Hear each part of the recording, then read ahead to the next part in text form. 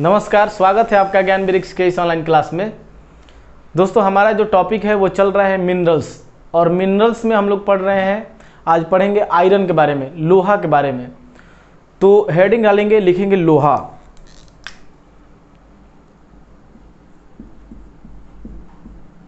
Iron.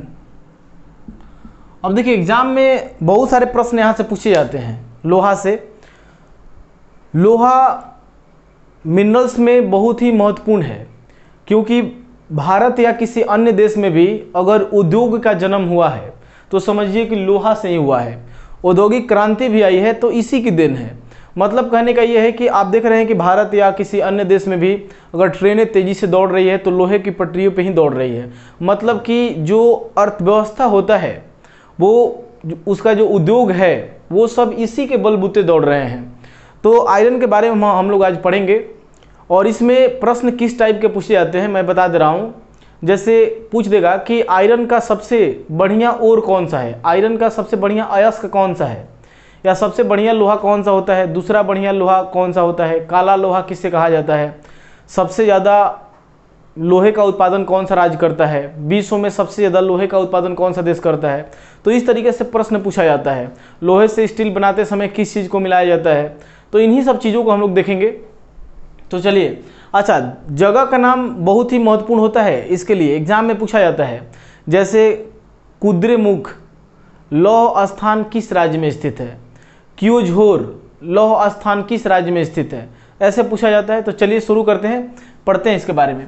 देखिए, लोहा जो होता है वो शुद्ध नहीं निकाला जाता है, मतलब एकदम प्योर नहीं निकलता है। आप धरती को चीर करके जब इससे निकालेंगे धरती के अंदर से, तो ये मिला हुआ रहेगा अशुद्धियों के साथ, बहुत सारे अशुद्धियों के साथ। इसको प्यूरिफाई किया जाता है, और जैसे ही इसका प्यूरिफिकेशन किया जाता है तो उसमें से आयरन निकलता है। अब जैसे बहुत सारे आप देखेंगे कि ऐसा नहीं है कि भारत में हर जगह लोहा नहीं मिलेगा, आपको हर जगह आयरन मिलेगा। यहाँ तक कि कहाँ लोहा नहीं है, आपके शरीर में भी लोहा है। इसका मतलब ये नहीं कि आप अपने शरीर के लोहा से रेल चलाने लगेंगे, रेल की पटरी बना लेंगे, ऐसा नहीं है। हर जगह लोहा है। लेकिन होता क्या है कि देखिए, अब कहने का मतलब ये है कि अब करोड़ों रुपए लगाकर, करोड़ों रुपए खर्च करके अब यहाँ से लोहा निकालना शुरू किए, तो 1 करोड़ रुपए खर्च किए और लोहा निकला 5 kg। तो कहने का मतलब ये है कि बेकार ही है वो। और वैसे जगह पे खुदाई किया जाता है जहाँ पे इसकी मात्रा बहुत ज़्यादा हो, मतलब कम खर्च में ज़्यादा इसका उत्पादन किया जाता हो। तो इसके जो अयस्क है वो 4 किस्म के प्रमुख अयस्क हैं। जैसे इसके अयस्क होते हैं आयरन और लौह अयस्क।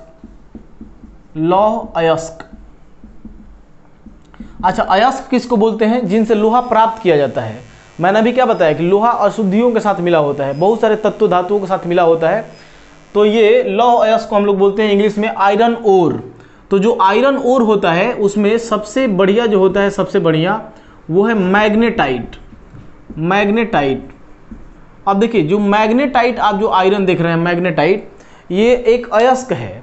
और ये सबसे बढ़िया अयस्क इसलिए माना जाता है कि जब इसे 100 kg निकाला जाता है, जैसे मान लीजिए कि आपने धरती के अंदर से 100 kg निकाला, तो 100 kg में से 70 kg आपको मेटल ही प्राप्त हो जाएगा। लगभग 100 kg आपको मेटल ही निकल जाएगा।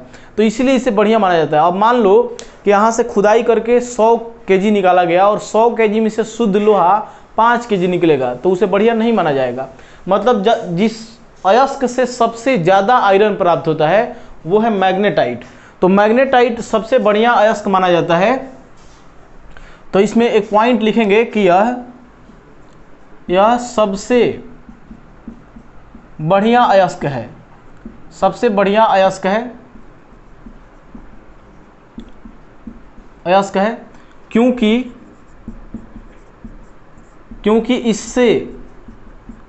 इससे लगभग 72% तक धातु प्राप्त की जाती है। तो ये पॉइंट जरूर याद रखिएगा। कहने का मतलब यह है कि मैग्नेटाइट सबसे बढ़िया अयस्क माना जाता है क्योंकि इससे लगभग 72% तक मेटल प्राप्त किया जाता है। अगर आप 100 kg मैग्नेटाइट निकालते हैं तो वहाँ से 72 kg तक क्या निकलता है, वहाँ से आयरन निकल जाता है। अब देखिए, अभी मिलता कहाँ है, कौन से जगह पे मिलता है ये? तो ये आप अगर इंडिया के क्षेत्र में चलेंगे तो सबसे मतलब ज़्यादातर ये मुख्य रूप से दक्षिण भारत में मिलता है। ये जो क्षेत्र आप देख रहे हैं ये दक्षिण भारत का क्षेत्र है और दक्षिण भारत के क्षेत्र में ही ये मिलता है। मतलब मुख्य रूप से अगर इसका प्लेस पूछा जाए तो मुख्य रूप से दक्षिण भारत में मतलब ये भारत में बहुत ज़्यादा तो नहीं पाया जाता है, लेकिन मुख्य रूप से दक्षिण भारतीय क्षेत्र में मिलता है। मतलब अगर कभी पूछा जाएगा कि भारत के किस क्षेत्र में मैग्नेटाइट या सबसे बढ़िया लोहा पाया जाता है तो दक्षिण भारत के क्षेत्र में। मैं जगह बता दे रहा हूँ, जैसे यहाँ पर आपका पड़ता है गोवा, तो इस गोवा के क्षेत्र में मिलता है आपको, गोवा के क्षेत्र में गोवा में मिलेगा। उसके बाद यहाँ पर पड़ता है कुद्रेमुख पड़ता है, ये जगह है, ये पड़ता है कर्नाटक में, कुद्रेमुख में है। उसके बाद यहाँ पर केरल में पड़ता है कोझिकोड, तो केरल में कोझिकोड पड़ेगा। यहाँ पर आंध्र प्रदेश में एक जगह है सेलम, यहाँ पर पड़ता है। तो ये जो आप देख रहे हैं ना, ये इसी का बेल्ट है। मतलब कहने का है कि ये मैग्नेटाइट ही यहाँ से प्राप्त होता है। तो इसे याद रखना है, ध्यान में रखना है। मैं जगह का नाम लिख दे रहा हूँ, आप इसे लिख लेंगे। कहाँ कहाँ प्राप्त होता है ये, तो प्रमुख स्थान इसके कौन कौन से हैं, तो गोवा में मिलेगा आपको, गोवा में निकलता है। गोवा के बाद कुद्रेमुख ये पड़ता है कर्नाटक में। उसके बाद एक जगह है कोझिकोड, तो कोझिकोड यानी कि केरल में, और एक जगह है सेलम, वहाँ पर भी मिलता है आंध्र प्रदेश, तमिलनाडु और आंध्र प्रदेश से सटा हुआ है। गोवा, केंद्रमुख, कोझिकोड और सेलम ये ऐसे जगह हैं जहाँ से मैग्नेटाइट आयरन प्राप्त किया जाता है। तो ये बहुत ही महत्वपूर्ण है, इसे याद रखिएगा। और सबसे बढ़िया लोहे का अयस्क माना जाता है इसे। तो ये पहला अयस्क है, इसे ध्यान में रखना है। दूसरे अयस्क को देखते हैं। दूसरा जो अयस्क है हमारा,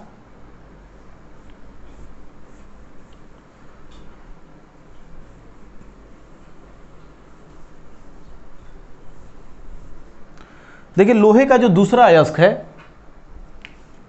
अयस्क ये है हेमाटाइट। अब देखिए हेमाटाइट जो है ये भारत में सबसे ज़्यादा पाया जाता है। तो यह भारत में सबसे ज़्यादा पाया जाता है। इसे ध्यान में रखना है, यह भारत में सबसे ज़्यादा पाया जाता है। ये बहुत ही महत्वपूर्ण है, इसे याद रखना है कि भारत में सबसे ज़्यादा कौन सा लोहा पाया जाता है, तो वो हेमाटाइट ही पाया जाता है। मतलब हेमाटाइट अयस्क से ही सबसे ज़्यादा ये प्राप्त होता है और भारत में इसकी मात्रा सबसे ज़्यादा है।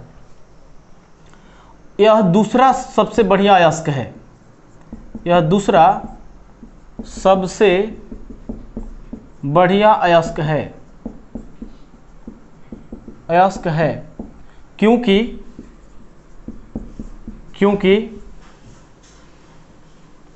It is second unique ore of iron, because क्योंकि इससे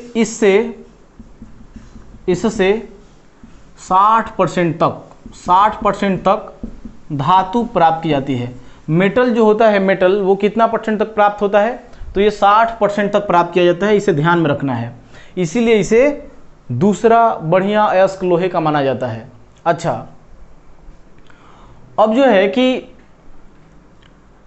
ये जो आयरन है हेमाटाइट ही नहीं, कोई भी लोहा कौन से चट्टानों में पाया जाता है। तो देखिए एक बात याद रखेंगे कि लौह अयस्क जो होता है ना लोहा, उसको कहीं नोट कर लीजिएगा कि लोहा जो है ये आग्नेय चट्टानों में पाया जाता है। आग्नेय चट्टान में पाया जाता है। आग्नेय चट्टान को बोलते हैं इग्नियस रॉक, आग्नेय चट्टान। तो आयरन जो है वो आग्नेय चट्टानों में पाया जाता है और आग्नेय चट्टान के कई प्रकार हैं। आप देखेंगे बेलाइट है, बेसाल्ट है, ग्रेबो है, ग्रेनाइट है।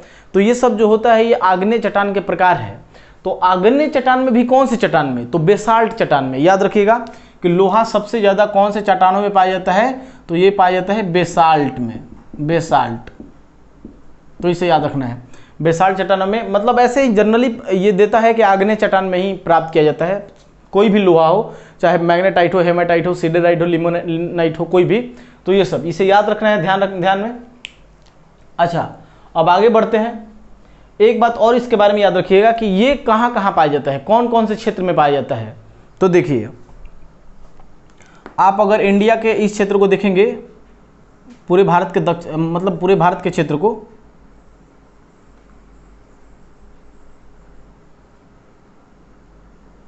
देखिए अगर यहाँ पर देखेंगे तो यहाँ पर एक पड़ता है जगह जिसका नाम है रत्नागिरी। रत्नागिरी महाराष्ट्र में है, तो यहाँ पे निकलता है ये। उसके बाद आप चले आइए यहाँ पर उड़ीसा में एक जगह है क्योझोर, और एक और जगह है यहाँ पर जिसका नाम है मयूरभंज। तो क्योझोर और मयूरभंज ये दोनों उड़ीसा में पड़ता है। उसके बाद छत्तीसगढ़ में एक जगह है, यहाँ पर छत्तीसगढ़ में यहाँ पर एक जगह है जिसका नाम है बेलाडीला। उसके बाद यहाँ पर एक और जगह है, इसका नाम है डली राजहरा की खान। ये दोनों छत्तीसगढ़ में पड़ता है। यहाँ आएंगे तो झारखंड में एक मिलेगा आपको, झारखंड में इसका नाम है सिंहभूम। तो ये सब जो जगह है ना, ये यहाँ से सबसे ज़्यादा क्या प्राप्त किया जाता है, तो ये प्राप्त होता है हेमाटाइट। तो इसीलिए भारत में सबसे ज़्यादा कौन सा ओर प्राप्त होता है, कौन सा लोहा का प्रकार प्राप्त होता है, हेमाटाइट प्राप्त होता है। तो इसे ध्यान में रखना है। देख लीजिए, रत्नागिरी महाराष्ट्र है, क्योझोर, मयूरभंज, बेलाडीला, डली राजहरा, ये सब जो क्षेत्र है, सिंहभूम, ये सब यहाँ के लिए प्रमुख है। अच्छा, अब बात आती है कि किसे काला लोहा कहा जाता है, किसे लाल लोहा कहा जाता है। तो अब चारों का मैं नाम लिख दे रहा हूँ, कहीं लिख लीजिएगा। दो के बारे में खूब अच्छे से जानना था, इसे याद रखना है। अच्छा, इन जगहों का नाम लिख लीजिए, मैं बता दे रहा हूँ फिर से। देखिए, इसका जो स्थान है लौह अयस्क का, हेमाटाइट का, इसमें रत्नागिरी है। रत्नागिरी पड़ता है महाराष्ट्र में। उसके बाद रत्नागिरी महाराष्ट्र में, और उसके बाद आपका क्योझोर और मयूरभंज ये पड़ता है उड़ीसा। ये दोनों उड़ीसा में पड़ता है। और उड़ीसा के बाद बेलाडीला और डली राजहरा की खान, ये सभी है छत्तीसगढ़ में। उसके बाद सिंहभूम पड़ता है झारखंड। तो इसे ध्यान में रखना है, क्योंकि कभी कभी पूछ देता है कि ये जो जगह है ये किस खान के लिए प्रसिद्ध है, कौन से मतलब मिनरल्स यहाँ से प्राप्त होते हैं, तो आपको देख लेना है यहाँ पर। चलिए, तो मिटाता हूँ मैं इसे।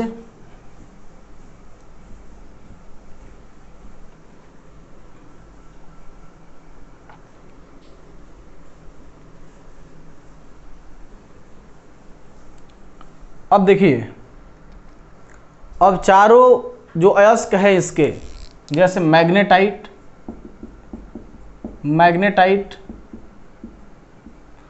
हेमेटाइट, सीडेराइट, लिमोनाइट और आयरन पायराइट।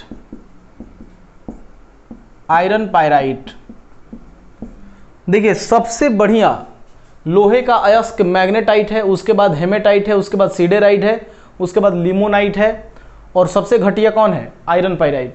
मतलब कहने का है कि ऊपर से नीचे की ओर जैसे आइएगा तो इसका जो गुणवत्ता है वो कम होते चला जाएगा, मतलब अधिक मात्रा में ये कम प्राप्त होंगे। तो इसको जो मैग्नेटाइट है इसे कहा जाता है काला लोहा, ब्लैक आयरन, तो इसे याद रखिएगा, मैग्नेटाइट को कहा जाता है काला लोहा, काला लोहा कहा जाता है ब्लैक आयरन, ब्लैक आयरन। और जो हेमेटाइट है इसे कहा जाता है लाल लोहा, लाल लोहा कहा जाता है रेड आयरन। और उसके बाद जो सिडेराइट है इसे कहा जाता है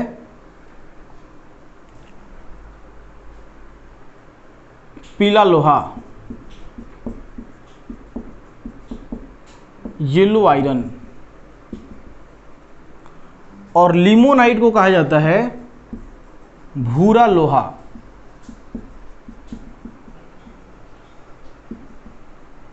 तो इसे ध्यान में रखना है, मैग्नेटाइट, हेमेटाइट, सिडेराइट, लिमोनाइट, इन चारों को याद रखिएगा, काला लोहा, लाल लोहा, पीला लोहा, भूरा लोहा। ज़्यादातर यही दोनों एग्जाम में आता है, इन्हीं दोनों को आप याद रखिएगा, काला लोहा और लाल लोहा के बारे में। अब थोड़ा सा हम देखते हैं एक ही बार सभी जगह को जहाँ जहाँ से लोहा प्राप्त होता है, क्योंकि ये पूछा जाता है। तो चलिए उन जगहों को हम लोग एक बार में ही देख लेते हैं। प्रमुख लौह स्थान, प्रमुख लौह स्थान,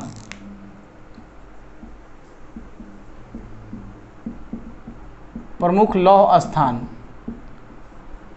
अब लोहे के स्थान में पहला नंबर पर मैं दे रहा हूं सिंहभूम, सिंहभूम पड़ता है झारखंड में, झारखंड। दूसरा है बेलाडीला,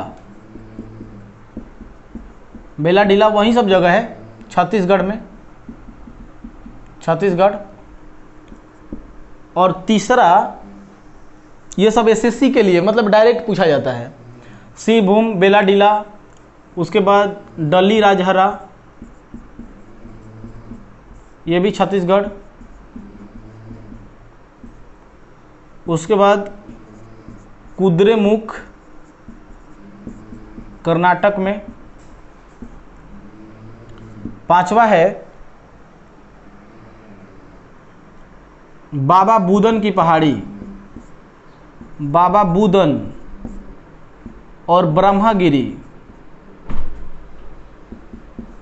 ब्रह्मागिरी की पहाड़ी, ये दोनों पहाड़ी है, तो ये दोनों पड़ता है कर्नाटक में ही। और छठा है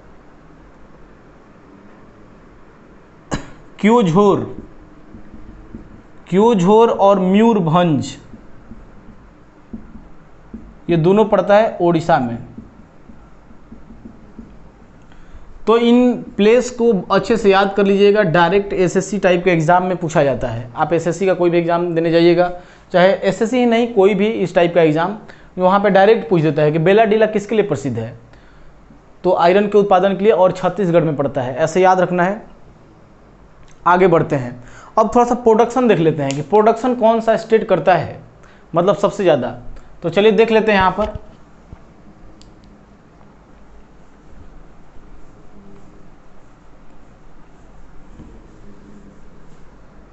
देखिए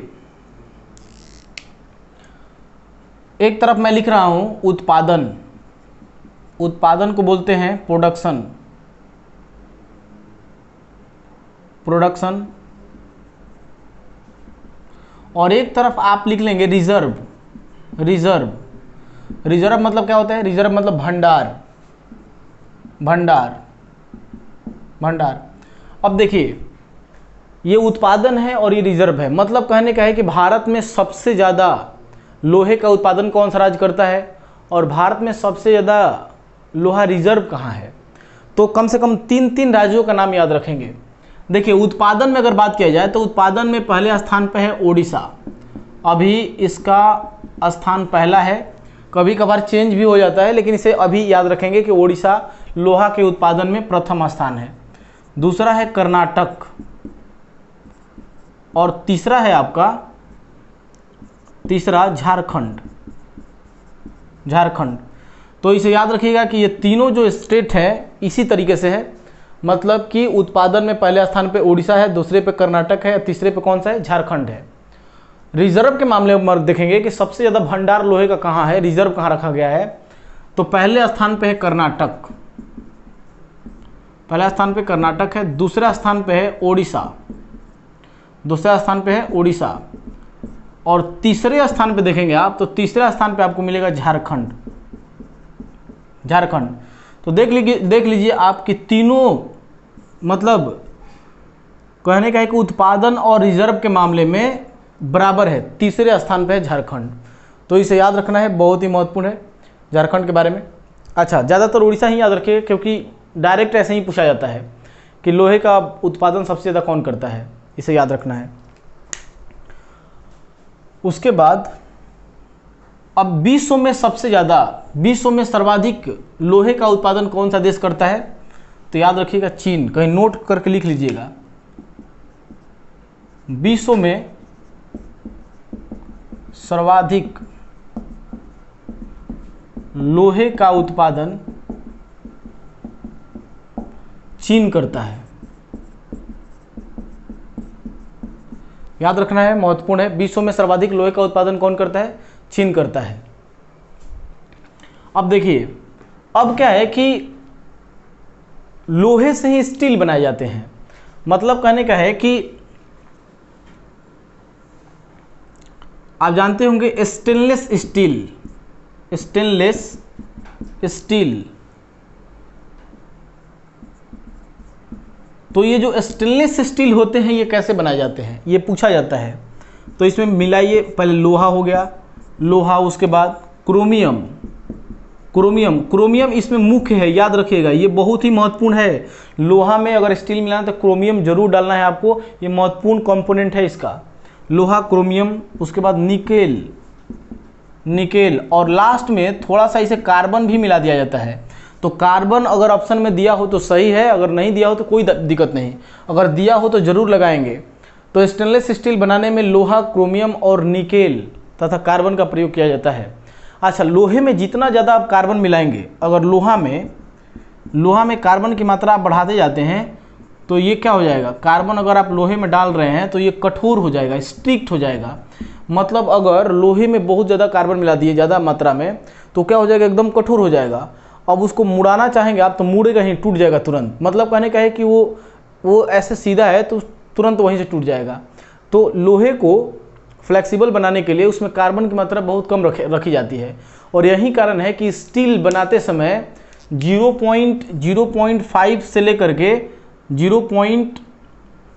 मतलब ज़्यादातर 1.5 तक इतना तक कार्बन रखा जाता है, इतना कार्बन रखा जाता है। इसीलिए स्टील दुनिया का सबसे लचीला पदार्थ होता है। तो देखेंगे कि बड़े बड़े जो इमारतें बनती हैं, जैसे 100 मंजिल 150 मंजिल ऐसे करके इमारतें इस तरीके से खड़ी होती हैं।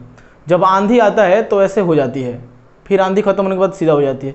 इसका मतलब उसमें क्या होता है कि उसका जो बेस बना होता है स्टील का ही बना होता है, तो वो फ्लेक्सिबल होता है। चलिए, इतनी बातें समझ गए आप।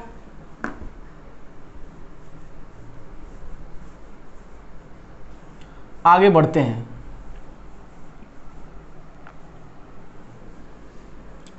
अब थोड़ा सा देख लेते हैं यूरेनियम के बारे में। यूरेनियम,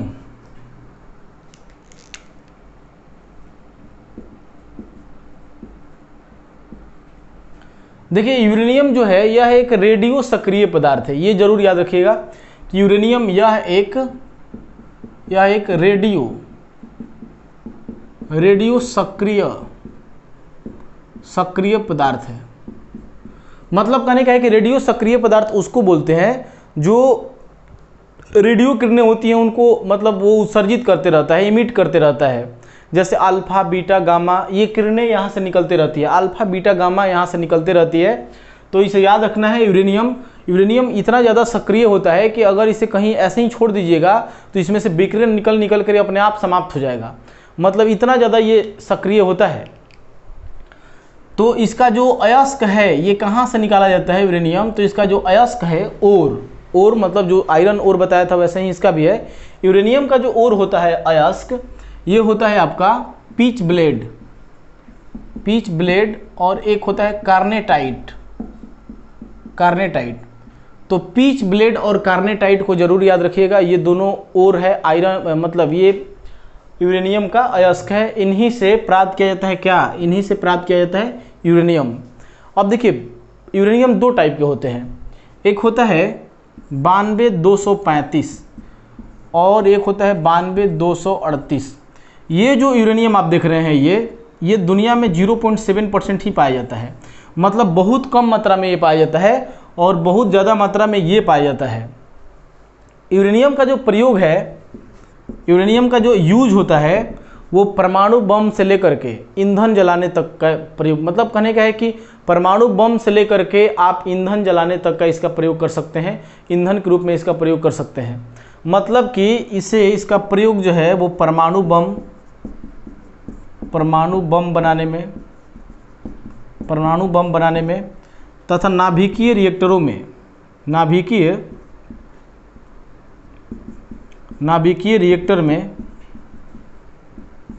रिएक्टर में ईंधन के रूप में इसका प्रयोग किया जाता है। तो ये भी ध्यान रखना है, परमाणु बम बनाने में तथा नाभिकीय रिएक्टर में ईंधन के रूप में इसका प्रयोग किया जाता है। हालांकि सिर्फ ईंधन के रूप में नहीं होता है, और सारे कार्यों के लिए किया जाता है। अब क्या है कि इसमें इतनी ऊर्जा होती है, इसको जलाने पे अगर आप इसको जलाएंगे तो इसको मतलब इसमें इतनी ज़्यादा ऊर्जा होती है कि जो 1 केजी यूरेनियम होता है ना, 1 केजी यूरेनियम वो 15 लाख किलो कोयला के बराबर होता है। 15 लाख केजी कोयला इतना होता है। मतलब अगर आप 1 किलो यूरेनियम जला रहे हैं और 15 लाख किलो कोयला जला रहे हैं, ये दोनों बराबर टेम्परेचर देगा, बराबर एनर्जी निकालेगा। तो इसे ध्यान में रखना है, इतना ज़्यादा पावरफुल होता है यूरेनियम।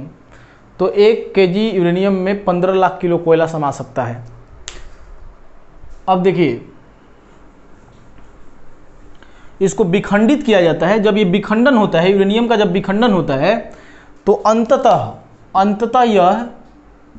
अंततः यह शीशा में, लेड में चेंज हो जाता है, शीशा में बदल जाता है। और सिर्फ यही नहीं, कोई भी रेडियो सक्रिय पदार्थ, अगर आपसे कभी पूछा जाएगा कि कोई भी रेडियो सक्रिय पदार्थ अंततः किस चीज़ में बदल जाता है, तो लेड में चेंज हो जाता है, शीशा में। याद रखेंगे।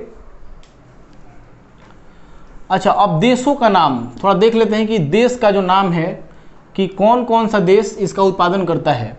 तो देखिए, विश्व में सर्वाधिक यूरेनियम का उत्पादन, विश्व में सर्वाधिक यूरेनियम का उत्पादन कौन सा देश करता है? तो याद रखेंगे कजाकिस्तान।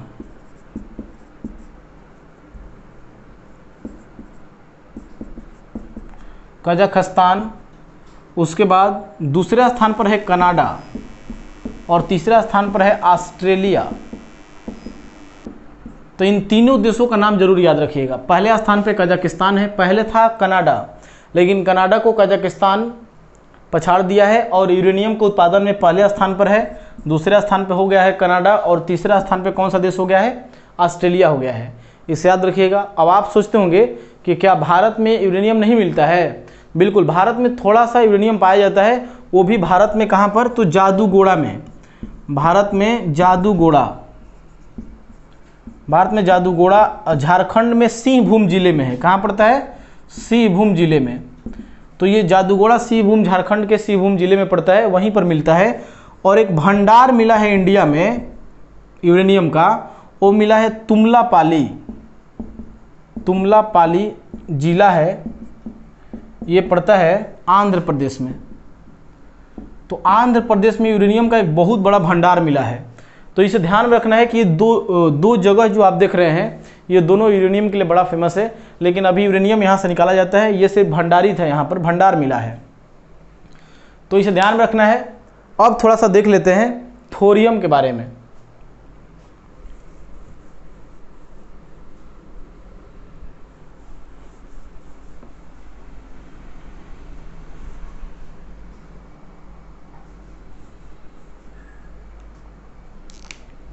देखिए थोरियम,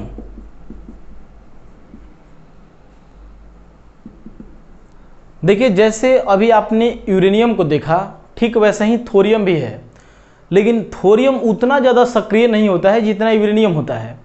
मतलब कि इसका जो अयस्क है, यह भी एक रेडियो सक्रिय पदार्थ है, यह भी रेडियो सक्रिय है, और इसका जो अयस्क है ये कहाँ से प्राप्त होता है, तो इसका भी अयस्क का नाम याद रखिएगा मोनाजाइट। मोनाजाइट जो है बालू से प्राप्त होता है। ये मोनाजाइट बालू मतलब एक विशेष प्रकार का बालू होता है जो केरल और राजस्थान के क्षेत्रों में पाया जाता है। केरल के तटीय क्षेत्र और राजस्थान के एरिया में पाया जाता है। ये इसे ध्यान में रखना है। ये अयस्क है मोनाजाइट, यही मतलब इसी से निकाला जाता है, तो इसे ध्यान में रखना है। इसका अयस्क है मोनाजाइट, VVI है, ये कई बार एग्जाम में पूछा गया है। अच्छा, अब ये जो थोरियम है इसका भी प्रयोग कहाँ होता है, तो इसका प्रयोग देखिए ज़्यादातर नाभिकीय रिएक्टर में ईंधन के रूप में किया जाता है। तो इसका जो प्रयोग होता है नाभिकीय रिएक्टर, न्यूक्लियर रिएक्टर बोलते हैं इंग्लिश में, न्यूक्लियर रिएक्टर में ईंधन के रूप में होता है, ईंधन के रूप में होता है।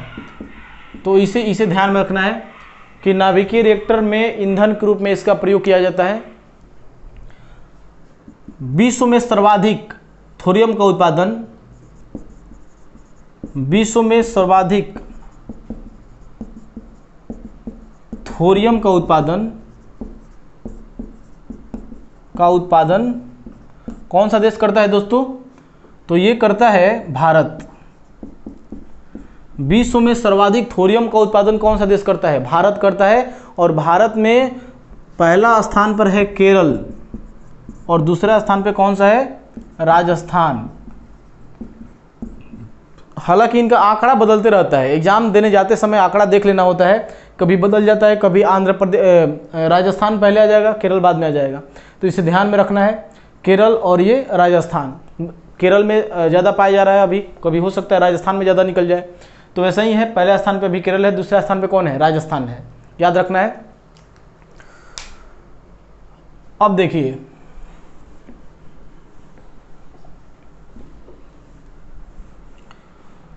अब एक काम करिएगा कि जो लिस्ट है वो मैं PDF बना करके भेज दूंगा कि कौन से क्षेत्र में कौन सी चीज़ें निकाली जाती है।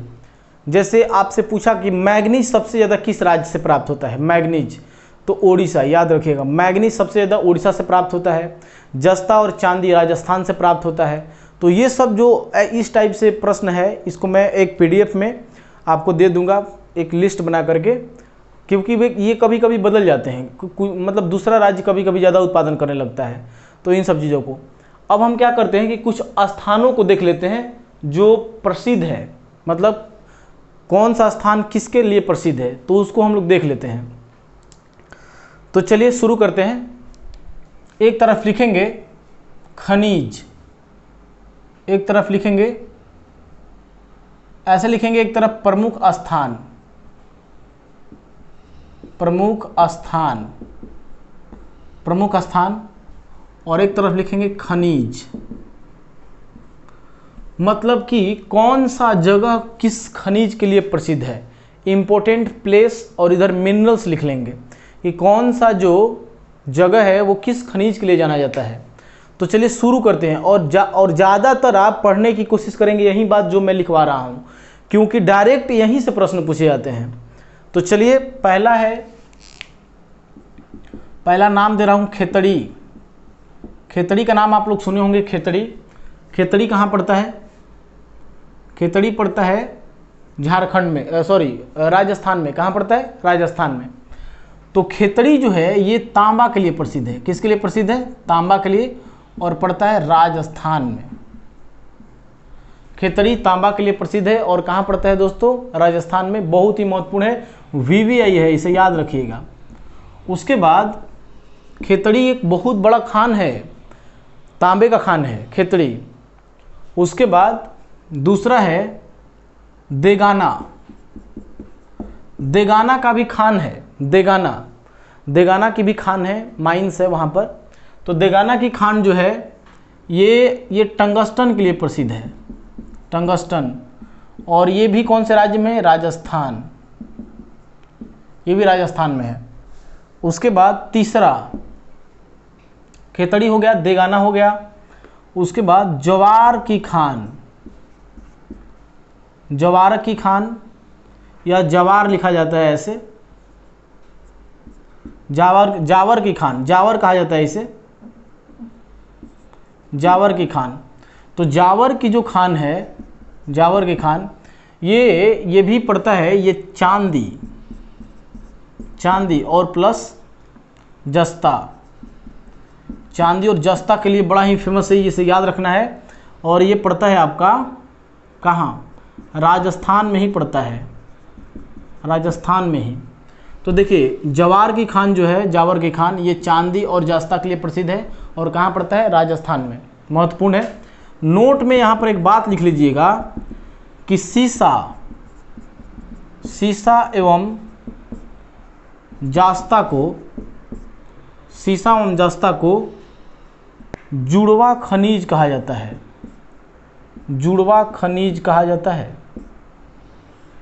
ध्यान में रखिएगा, बहुत ही महत्वपूर्ण है, नोट में इसे याद कर लीजिएगा, ये पूछा जाता है एग्जाम में कि जुड़वा खनिज किसे कहा जाता है। तो सीसा एवं जस्ता को क्या कहा जाता है, जुड़वा खनिज कहा जाता है। उसके बाद चौथे नंबर पे आप लिखेंगे, चौथे नंबर पर सिंहभूम, सिंहभूम ये पड़ता है, ये लोहे के लिए प्रसिद्ध है, लोहा के लिए, और पड़ता है ये झारखंड में। कहाँ पड़ेगा, झारखंड में पड़ता है, झारखंड। उसके बाद पांचवा है घाटशिला, घाटशिला। तो जो घाटशिला है, ये ट है, मैं ट ऐसे ही लिखता हूँ, ये घाटशिला है, ऐसे लिख देना चाहिए मुझे, घाटशिला। घाटशिला तांबा के लिए प्रसिद्ध है, घाटशिला, ये भी VVI है, बहुत बार एग्जाम में पूछा गया है, इसे याद रखना है। घाटशिला तांबा के लिए प्रसिद्ध है और ये कहाँ पड़ता है, तो ये भी पड़ता है झारखंड में, झारखंड। उसके बाद छठा लिख रहा हूँ मैं, जादूगोड़ा, जादूगोड़ा, जादूगोड़ा यूरेनियम के लिए प्रसिद्ध है, यूरेनियम के लिए, और ये भी पड़ता है कहाँ, झारखंड में, झारखंड में। तो इसे पहले नोट कर लीजिए, फिर मैं आगे लिखता हूं।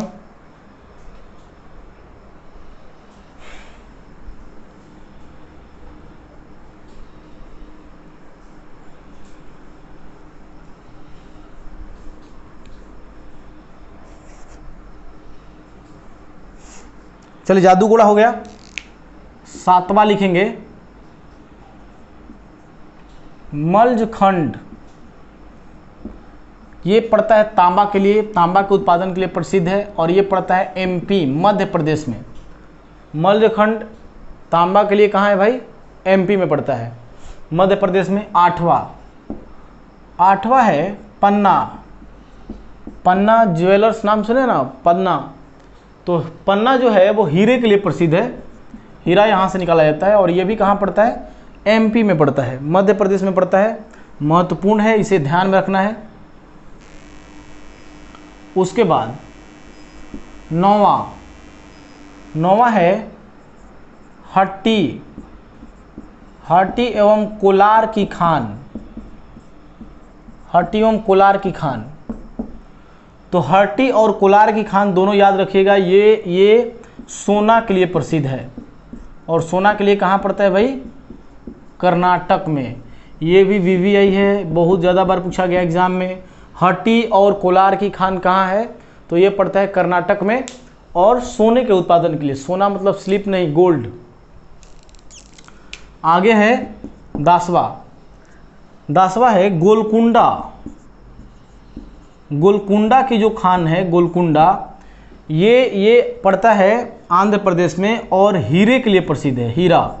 यहीं से कोहिनूर हीरा निकाला गया था, याद रखिएगा, ये आंध्र प्रदेश में है, आंध्र प्रदेश।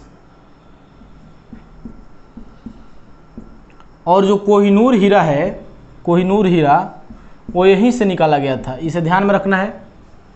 मतलब कि हीरा जो कोहिनूर हीरा है, जो अभी इंग्लैंड के महारानी के पास है, तो यहीं से निकाला गया था, गोलकुंडा की खान से। अब देखिए, अब और भी जगह है, जैसे कुद्रेमुख, 11 नंबर कुद्रेमुख। तो कुद्रेमुख जो जगह है, यह है लोहे के लिए, और लोहे के लिए कहाँ पड़ता है, कर्नाटक में। कर्नाटक। 12 नंबर है बाबा बुदन और ब्रह्मागिरी, ये दोनों पहाड़ी है। बाबा बुदन और ब्रह्मागिरी ये दोनों कहाँ पड़ता है? ये लोहे के लिए प्रसिद्ध है और ये भी पड़ता है कर्नाटक में, कर्नाटक।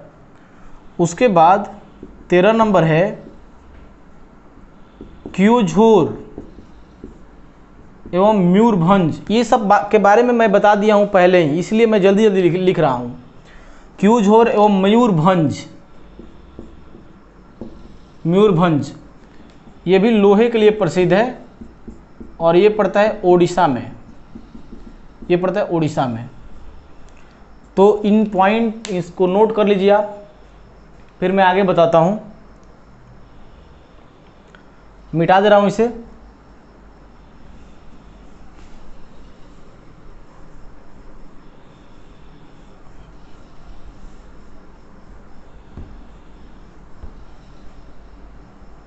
अब देखिए, भारत में एक जगह कोयला का पूरा पट्टी पाया जाता है, कोयला नहीं लोहा, लोहा का पूरा पट्टी पाया जाता है, इसलिए उसको आयरन बेल्ट ऑफ इंडिया कहा जाता है।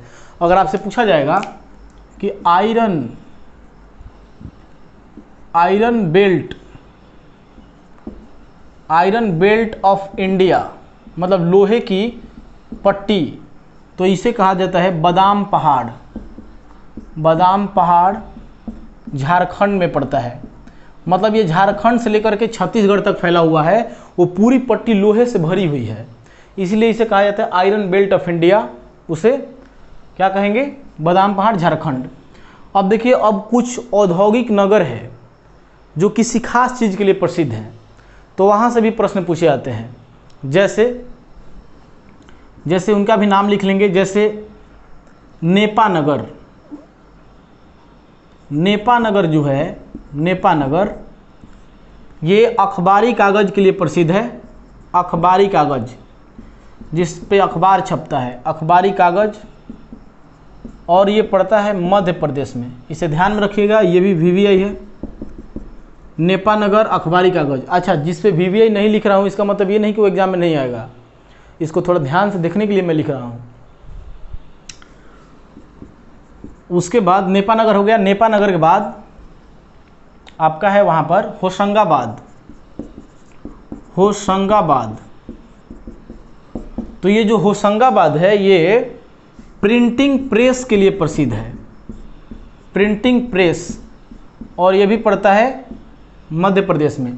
प्रिंटिंग प्रेस मतलब वो प्रेस जहाँ पैसे छपते हैं, मतलब पैसे छपने वाले कागज़ के लिए प्रसिद्ध है। जिस कागज़ पे पैसे छपते हैं वो यहाँ पर उसका जगह है होशंगाबाद। उसके बाद आपका है फिरोजाबाद। फिरोजाबाद और सिकोआबाद।